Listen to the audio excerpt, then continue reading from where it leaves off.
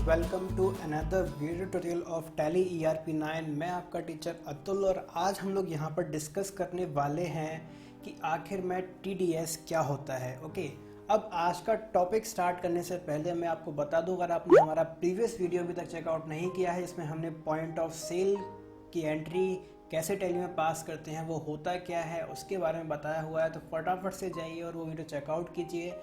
Then अगर आपको लगता है कि आप टैली ERP9 से स्टार्टिंग से सीखना चाहते हो तो हमारा ये सीरीज़ चल ही रहा है। आप हमारा स्टार्टिंग से डे 1 से अभी तक का सीरीज़ और आगे कंटिन्यू आप देख सकते हो। तो फटाफट से आते हैं और देखते हैं कि TDS आखिर होता क्या है। तो गाइस, TDS की अगर मैं बात करूं तो TDS यहाँ पर स्टैंड करता है टैक्स डिडक्शन एट सोर्स के नाम से, जो बेसिकली एक डायरेक्ट टैक्स होता है। जैसे GST हमने देखा था, GST एक इनडायरेक्ट टैक्स होता है जो गुड्स एंड सर्विसेज के ऊपर डायरेक्ट किया जाता है। ओके, जो चार्ज किया जाता है।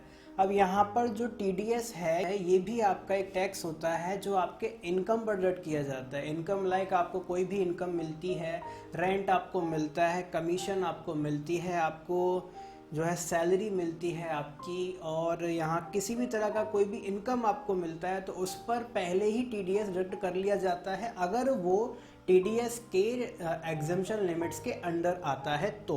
ओके, अब इसके बेसिकली थोड़ा बहुत अगर हम बात करें कि टैक्स डिडक्शन एट सोर्स होता क्या है, थ्योरेटिकली बात करें तो यहाँ पर इसका थ्योरी निकल के ये आ जाता है कि tax deduction at source in India is a means of collecting tax on income, dividend और एसेट सेल्स। मतलब कि tax deduction at source in India का यहाँ पर क्या है कि इंडियन गवर्नमेंट आपके इनकम पर, आपको जो डिविडेंड्स वगैरह होते हैं उन पर, और जो एसेट सेलिंग होती है उसके ऊपर इंडियन गवर्नमेंट आपसे टैक्स कलेक्ट करती है। Okay, by requiring the payer to deduct tax due before paying the balance to the payee. मतलब कि अगर आपको कोई भी पैसा दे रहा है सामने वाला पार्टी, तो उसको आपको वो पैसा देने से पहले ही वो उस पैसे पर TDS डिडक्ट करके गवर्नमेंट को डिपॉजिट करा देगा। ओके, यही यहाँ पर ये कह रहा है हमारा। अब जिसमें ये क्या कह रहा है आगे, under the Indian income tax act of 1961 income tax must be deducted at source as per the provision of the income tax act 1961। मतलब कि जो भी आपकी इनकम का सोर्स होगा उसी के ऊपर TDS को डिडक्ट कर लिया जाएगा। अभी हम इसके काफ़ी सारे एग्जांपल्स डिस्कस करेंगे आगे, so don't worry, don't confuse about it. Okay, अभी आगे यहाँ पर इसी का थोड़ा सा और मीनिंग हम लोग समझें तो यहाँ पर ये आपसे ये कहता है, under this mechanism if a person और director is liable to make payment to any other person will deduct tax at source and transfer the balance to the deductee।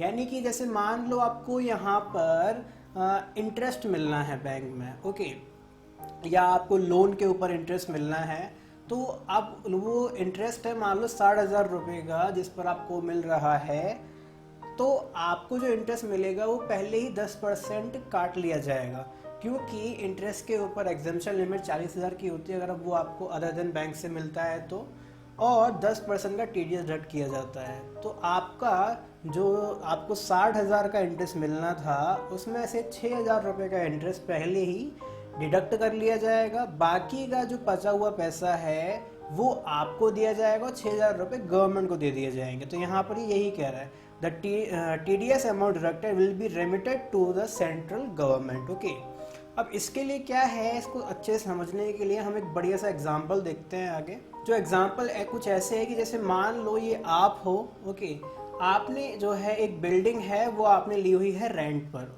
और आप उस बिल्डिंग का रेंट देते हो 3 लाख पर मंथ, जो rent आपको देना होता है आपके लैंडलॉर्ड को।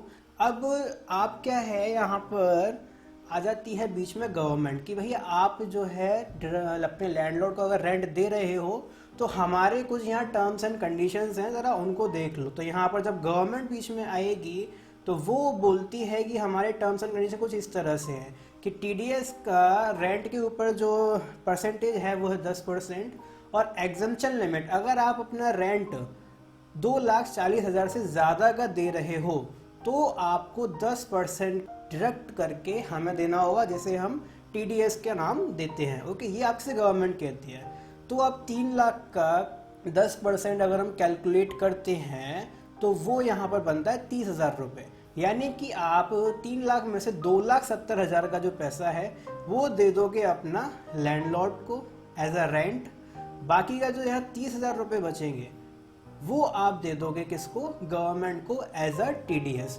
तो ये मैकेनिज्म कुछ इस तरह से यहाँ पर आ जाता है कि यानी आपको रेंट देना था 3 लाख रुपए का, वहाँ बीच में आ गई गवर्नमेंट, आपसे बोली कि आपका रेंट जो है हमारे एग्जम्पशन लिमिट से ज़्यादा जा रहा है, तो आप हमें उसका जो हमारा रेट हमने सेट किया हुआ है रेंट के ऊपर, टैक्स टीडीएस जो है वो आप गवर्नमेंट को दे दो, और जो रेंट का पैसा है बचा हुआ रेस्ट बैलेंस वो आप यहाँ अपने लैंडलॉर्ड को दे सकते हो। ओके, इसमें कोई दिक्कत नहीं होती है इनको। अब जब ये आपसे कहते हैं इस बात को, तो उसमें क्या है, आ जाता है कि अगर यहाँ पर जैसे रेंट के ऊपर आपका हो गया कि टीडीएस डिडक्ट होता है, हमें पता चल गया कि 2,40,000 की लिमिट है, उससे अगर ज़्यादा का पैसा देंगे तो टीडीएस डिडक्ट होगा। कितना होगा, 10% होगा। ऐसे ही काफ़ी सारे यहाँ पर आपके खर्चे होते हैं या इनकम आप बोल सकते हो, जिसमें आपको टीडीएस डिडक्शन करना होता है अकॉर्डिंग टू रूल। ओके, अब इसमें आप यहाँ पर बात आ जाती है कि किस पर कितना कितना होता है। अब देखो, हमें इतना तो पता चल गया कि जो पेयर होता है यानी कि जो पैसा देने वाला होता है उसी की लायबिलिटी यानी जिम्मेदारी बनती है कि वो पैसा डिडक्ट कर ले टीडीएस का, और डिडक्ट करके गवर्नमेंट को डिपॉजिट भी वो करा दे। ओके, ये इसमें ऐसा कुछ रूल हमने देखा। अब इसमें देखो यहाँ पर आपको दे रहा है कि सेक्शन है, डिस्क्रिप्शन है, कट ऑफ यानी एग्जाम्पशन लिमिट दिया हुआ है, रेट ऑफ टीडीएस कितना है, कुछ एग्जांपल्स दे रखे हैं। अब जैसे सेक्शन की बात करें तो इसमें क्या सेक्शंस होते हैं अलग अलग, जैसे है 194I, तो ये क्या है, rent of land and building और फर्नीचर वगैरह का है या अदर प्लांट एंड मशीनरी वगैरह का है। तो उसमें जो पुरानी लिमिट थी वो थी 1,80,000 1 अप्रैल 2019 से पहले, लेकिन 1 अप्रैल 2019 के बाद में इस लिमिट को बढ़ाकर 2,40,000 कर दिया गया पर एनम के अकॉर्डिंग। ओके, अब इसमें ये बोल रहा है कि अगर आपका 10% आप टीडीएस काट करोगे, अगर आपका जो रेंट है 2,40,000 पर एनम के हिसाब से अगर ऊपर जाता है, आप पे करते हो, तो आपको 10% का टीडीएस यहाँ डिडक्ट करना होगा। किसके ऊपर, लैंड बिल्डिंग और फर्नीचर वगैरह, यानी प्लांट और मशीनरी को छोड़कर जितनी भी आपके एसेट्स होते हैं उनको आप रेंट पर देते हो तो आपको 10% का टीडीएस डिडक्ट करना है। अगर प्लांट एंड मशीनरी के ऊपर आपका रेंट है तो वो 2% का टीडीएस डिडक्ट किया जाता है। अब एग्जांपल्स के लिए यहाँ पे आप देख सकते हो, ऑफिस रेंट, गोडाउन रेंट, है ना, गेस्ट हाउस रेंट, कैसा भी टाइप का रेंट है वो आपने दिया हुआ है, बिल्डिंग वगैरह आपने रेंट पर दे रखी है, तो वो सारी चीज़ें हो जाती हैं। अब यहाँ प्लांट मशीनरी के एग्जांपल दे रखे हैं, generator rent, machinery higher charges, ये सब वगैरह।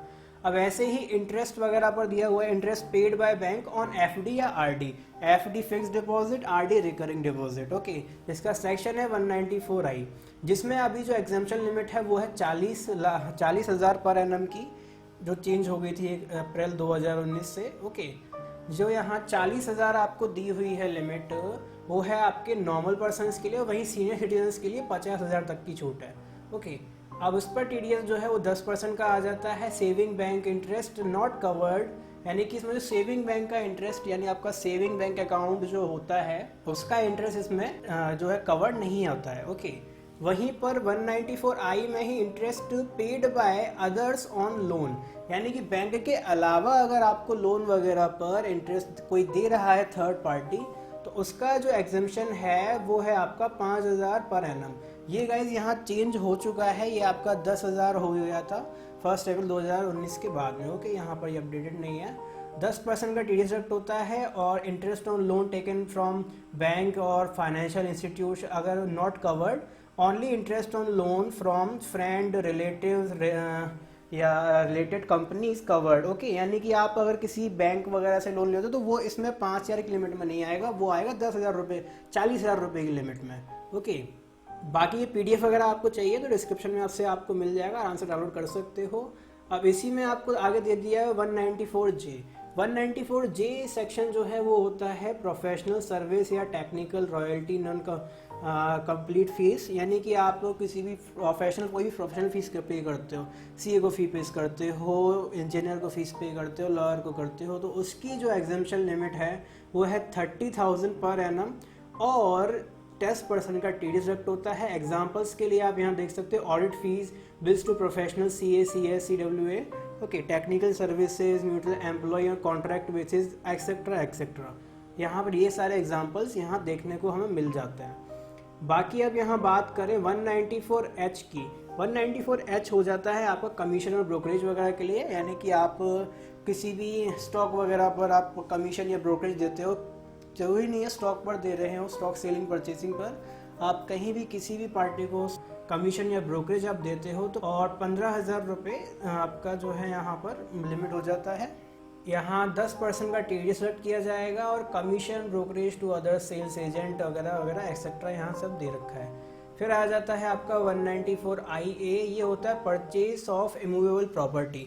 इमूवेबल प्रॉपर्टी में आपका क्या है, एग्रीकल्चर लैंड को छोड़कर बाकी सारे यहाँ पर आ जाते हैं, जिसका लिमिट है 50 लाख रुपए, ठीक है। 1% का TDS होगा उसके ऊपर डिडक्ट। ये एग्जांपल आपको दे रहा है, on purchase of property more than 50 lakh buying to reduce 1% and pay balance to party, okay, यानी आपको 1% का TDS डिडक्ट करना होगा, बचा हुआ पार्टी को दोगे। फिर ऐसे ही यहाँ दिया हुआ है इन्होंने एट द एंड 194C, ये होता है कॉन्ट्रैक्टर्स के लिए, यानी कि आप किसी भी टाइप का कोई भी कॉन्ट्रैक्ट साइन करते हो, कॉन्ट्रैक्ट पर आप काम कराते हो, तो उसके अगर सिंगल बिल का अमाउंट 30,000 से ज़्यादा है, ओके, यानी वन टाइम पेमेंट का अमाउंट 30,000 से ज़्यादा है तो आपको TDS डिडक्ट करना होगा। वहीं अगर एनुअल अमाउंट 1 लाख रुपए से ज़्यादा का होता है तो आपको TDS डिडक्ट करना होगा, जिस पर 1% का TDS इंडिविजुअल HUF के लिए होता है, हिंदू अनडिवाइडेड फैमिली, HUF का मीनिंग, ओके। और वहीं पर 2% TDS होता है अदर्स लाइक पार्टनरशिप कंपनीज, यानी किसी भी इंडिविजुअल के अलावा, यानी आम नागरिक हम और आप, उसके अलावा अगर कोई पार्टी है या फिर कोई कंपनी है किसी पार्टनरशिप में है तो उनके ऊपर जो कॉन्ट्रैक्ट पर TDS कटता है वो हो जाता है आपका 2% का, ओके। इन सबके एग्जांपल्स हम लोग डिस्कस करेंगे। अब यहाँ पर बात करते हैं कि चलो हमने जान लिया कि TDS होता क्या है, किस किस चीज़ पर TDS डिडक्ट किया जाता है। बात आती है TDS जो है डिडक्ट कब किया जाता है। अब यहाँ पर आपको बोला जाएगा कि या तो आप जब अपना पेमेंट कर रहे हो तब डिडक्ट किया जाएगा, या आप पेमेंट को रिकॉर्ड कर रहे हो या पार्टी का अकाउंट मेंटेन कर रहे हो। जैसे यहाँ एग्जांपल उन्होंने दे दिया, the pair should deduct tax either at the time of crediting the account of पेई, यानी कि आप अगर अपना दूसरे जो पेई है जिसको आप पैसा देने वाले हो उसका अगर आप अकाउंट यहाँ मेंटेन कर रहे हो तो उसी टाइम पर डिडक्ट कर लोगे, और at the time of payment which ever is earlier, यानी कि या फिर आप जब उसको पेमेंट दोगे तो उसी टाइम पर TDS डिडक्ट किया जाएगा, जो भी इसमें पहले हो जाए। अब एग्जाम्पल यहाँ पर हमने दे रखा है, for example ACC limited has received the bill on 2 June 2020 and made the payment on 11 June 2020, tax to be deducted on 2 June 2020। मतलब कि ACC लिमिटेड जो है उनको बिल मिला है, हमारी पार्टी है, उनको बिल मिला है 2 जून को, ओके। अब पेमेंट किया है 11 जून को, तो यहाँ पर जब जिस दिन बिल मिला यानी कि जिस दिन पार्टी का अकाउंट रिकॉर्ड किया गया उसी दिन TDS डिडक्ट करना होगा अकॉर्डिंग टू रूल। अब वहीं पर कुछ ऐसा हो जाता कि जो पेमेंट है वो आपका ACC लिमिटेड से कर दिया जाता है एडवांस में ही 1 जून 2020 में, यानी कि if the payment has been made by ACC Limited on 1st June 2020 in advance, so TDS to be deducted on 1st June 2020। अब बेशक चाहे खर्चा बाद में हो रहा है लेकिन उसने पैसा अगर पहले दे दिया तो उसी टाइम पर आपको TDS जो है वो डिडक्ट कर लेना होगा, ये आपका रूल इसमें कहता है। दूसरा अगर हम आगे बात करें यहाँ पर तो बात आ जाती है कि आप जो है गवर्नमेंट को टैक्स फिर कब पे करोगे। आपने TDS डिडक्ट कर लिया, उसके बाद में आपको गवर्नमेंट को भी पैसा देना होगा जो आपने डिडक्ट किया हुआ है, ओके। तो उसके लिए मैं बात करूं तो यहाँ पर तो सिंपल है, the tax deducted has to be deposited in the designated bank within specified time. Okay, यानी कि जो भी आपको टाइम पीरियड दिया हुआ है उसके अंदर आपको जो बैंक आपका असाइन है उसमें टीडीएस का जो पेमेंट है वो गवर्नमेंट को देना होगा। अब वो कब कब कैसे है, उसके लिए दो कंडीशन होते हैं बेसिकली। पहला है बाय और ऑन बिहाफ ऑफ गवर्नमेंट, यानी कि आप जो पेमेंट ले रहे हो या पेमेंट आप जो डायरेक्ट कर रहे हो वो अगर आप गवर्नमेंट के बिहाफ पर कर रहे हो तो आपको उसी दिन टीडीएस गवर्नमेंट को डिपॉजिट करना होगा। ओके, अब दूसरा है यहाँ कि अगर आप पेमेंट किसी अदर पर्सन के बिहाफ पर कर रहे हो तो जो है यहाँ पर आपको अगले महीने की 7 तारीख तक गवर्नमेंट को पेमेंट देनी होती है। बोल रहा है यहाँ पर बाय और on behalf of any other person before the 7th of next following month, यानी अगले आने वाले महीने की 7 तारीख से पहले पहले आपको जो टीडीएस डिडक्ट आपका किया हुआ है वो आपको गवर्नमेंट को पे करना होगा। ओके, अब गाइज मैं आपको बता दूं कि इसका बेनिफिट जो है जो पेई है उसको मिलता है, जो ठीक है पेयर डिडक्ट कर रहा है तो यहाँ पर पेई को भी बेनिफिट इसका मिलता है। उसको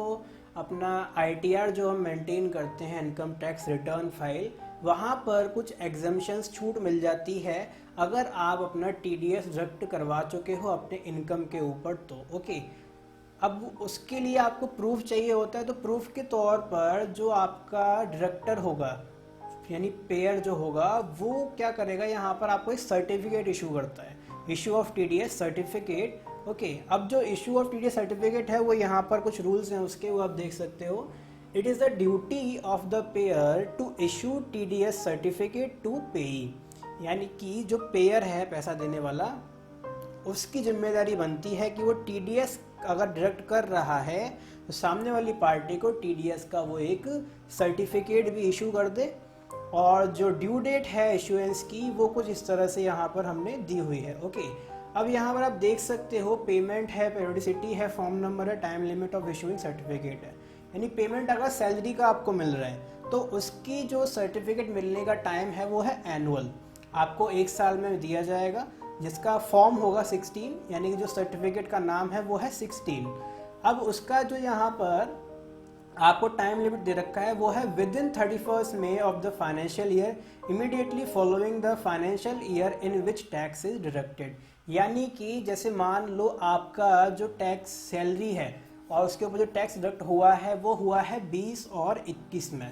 ओके, तो आपको 31 मई 2021 तक आपको जो है यहाँ पर टीडीएस का सर्टिफिकेट इशू कर दिया जाएगा। ओके, अब अदर देन सैलरी की अगर आपको पेमेंट होती है, अदर देन सैलरी में देखो सारे आ जाते हैं, रेंट हो गया, कमीशन, इंटरेस्ट, कॉन्ट्रैक्ट का अमाउंट हो गया, और आपका यहाँ पर प्रोफेशनल फीस हैं, जितने भी अभी हमने यहाँ पीछे डिस्कस किए वो उनका आपको सर्टिफिकेट मिलेगा क्वार्टरली आपको दिया जाएगा, जिसका फॉर्म यानी कि सर्टिफिकेट का जो नाम है वो है 16A। आपने सुना होगा कि इनकम टैक्स रिटर्न फाइल जब भी आप फाइल करते हो, आपने कभी करवाया हो तो वहाँ पर फॉर्म 16 या फॉर्म 16A आपसे वो ज़रूर मांगते हैं। ओके, क्योंकि वो उसमें सबमिट किया जाता है जिससे आपको इनकम टैक्स में थोड़ी बहुत एग्जम्पशंस मिल जाती हैं, जिसके यहाँ पर देखो टाइम लिमिट दे रखा है, यानी हर क्वार्टर के 1 महीने एक्सटेंड टाइम दे रखा है आपको, जुलाई 30, अक्टूबर 30, जनवरी 30 एंड मई 30। ओके, ये सारी चीज़ें यहाँ हमें दे रखी हैं। अब इसी के साथ ही अब जो आप मान लो टीडीएस आप डिडक्ट कर रहे हो, ओके, अब आपको क्या है डिडक्ट करने वाले को यानी पेयर को गवर्नमेंट को डिटेल्स भी देनी होती हैं, जैसे जीएसटी में डिटेल्स देनी पड़ती थी हमें कि आपने कितना सेल किया, कितना परचेज किया, कितना टैक्स आपने कलेक्ट किया, वो सारी चीज़ें कितना आपने पे किया, वो सारी डिटेल्स आप हमें दो, जिसको हम जीएसटी रिटर्न फाइल के नाम से जानते थे। अब यहाँ पर भी क्या है, आपके क्वार्टरली रिटर्न्स वगैरह आ जाते हैं जो हमें इनकम टैक्स डिपार्टमेंट को देने होते हैं। जो रिटर्न्स आपके कुछ किस तरह से कहते हैं कि the person who has deducted TDS is to submit the details through TDS return to the income tax department, यानी जिसने भी टीडीएस डिडक्ट किया है तो वो टीडीएस जो डिडक्ट किया है उसका कंप्लीट डिटेल टीडीएस रिटर्न के तौर पर इनकम टैक्स डिपार्टमेंट को देगा। जिसके फॉर्म्स और ड्यू डेट्स कुछ इस तरह से हमें यहाँ दे रखे हैं। आप देख सकते हो स्क्रीन पर, यहाँ पर आपको बोल रहा है form number, quarter ending and due date. देखो 3 टाइप के बेसिकली फॉर्म्स होते हैं। रिटर्न हमने देखे थे जीएसटी के काफ़ी टाइप के थे, यहाँ जो टीडीएस के रिटर्न्स हैं यानी फॉर्म हम बोल सकते हैं वो 3 टाइप के हैं। पहला तो है सैलरी। सैलरी का फॉर्म होता है 24Q, यानी जितना भी सैलरी का डिटेल है वो 24Q के तौर पर दिया जाएगा। Other than salary to a resident, यानी कि सैलरी को छोड़कर जितने भी आपके खर्चे थे, रेंट था, कमीशन था, एक्सेट्रा, जो भी हमने अभी देखे लिस्ट में, उन सब का अगर वो पर्सन जिसका आप पे कर रहे हो वो अगर एक रेसिडेंट है यानी कि इंडियन नागरिक है, तो आपको फॉर्म 26Q फिल करना होता है। वहीं पर अगर अदर देन सैलरी के अलावा वो एक नॉन रेसिडेंट है तो आपको 27Q फॉर्म देना होगा। वहीं पर इनके क्वार्टर एंडिंग्स दे रखे हैं कि क्वार्टर इनका कब एंड होगा और आपको उसकी अकॉर्डिंग ड्यू डेट कब तक की दे रखी है। जैसे आपका क्वार्टर अप्रैल मई जून में एंड हो गया 30 जून को, तो आपके पास 31 जुलाई तक का टाइम है कि आप अप्रैल मई और जून का डिटेल 31 जुलाई तक गवर्नमेंट को दे दो। ओके, तो इस तरह से टीडीएस का हम यहाँ पर थ्योरेटिकल पोर्शन जो है थोड़ा बहुत ज़्यादा, देखो टीडीएस जो है बहुत बड़ा है, जैसे जीएसटी बहुत बड़ा है करने के लिए, वैसे टीडीएस में भी बहुत सारी चीज़ें हैं लर्न करने के लिए, सीखने के लिए। मैंने बस यहाँ पर अभी क्या है एक ब्रीफ लिया है जिससे हम टैली में अपना स्टैंड अप कर पाएँ, टैली में हम एंट्रीज को पास कर पाएँ, उसके लिए हमें थोड़ा बहुत इन चीज़ों का आइडिया होना चाहिए।